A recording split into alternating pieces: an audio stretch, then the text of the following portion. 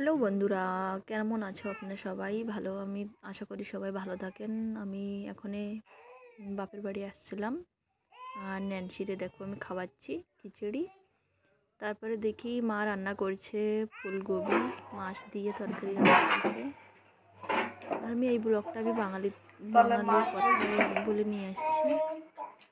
দুপুরে বসে আমরা পেঁপে কেটে খেলাম রোদ্দুরে বসে। পেঁপেটা খুবই মিষ্টি ছিল, খেতে খুব স্বাদ ছিল পেঁপেটা। তারপরে যা হোক, তারপরে আমি ন্যান্সির জন্যে একটু সুজি বানালাম। বিকেলের দিকে ওকে খাওয়াতে হবে, তাই আমি সুজি বানালাম। তারপরে দেখি পাশের বাড়ি বৌদিকে গাছে কত সুন্দর ফুল হয়েছে। তারপরে আমি ফুলটার ছবি তুললাম।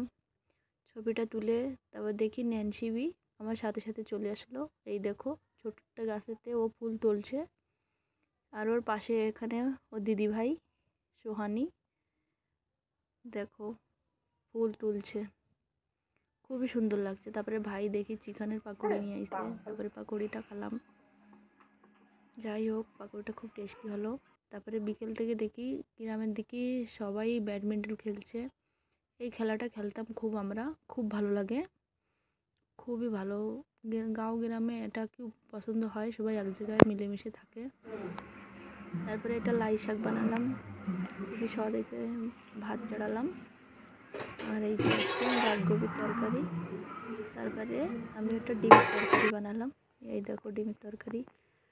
আমার চ্যানেলটা তোমাকে কেমন লাগছে, আবার পছন্দ হয় আমার চ্যানেলটা লাইক সাবস্ক্রাইব করে দিও বন্ধুরা। আর নেক্সট ভিডিও নিয়ে আসবো আমি। তাহলে চললাম আমি, বাই।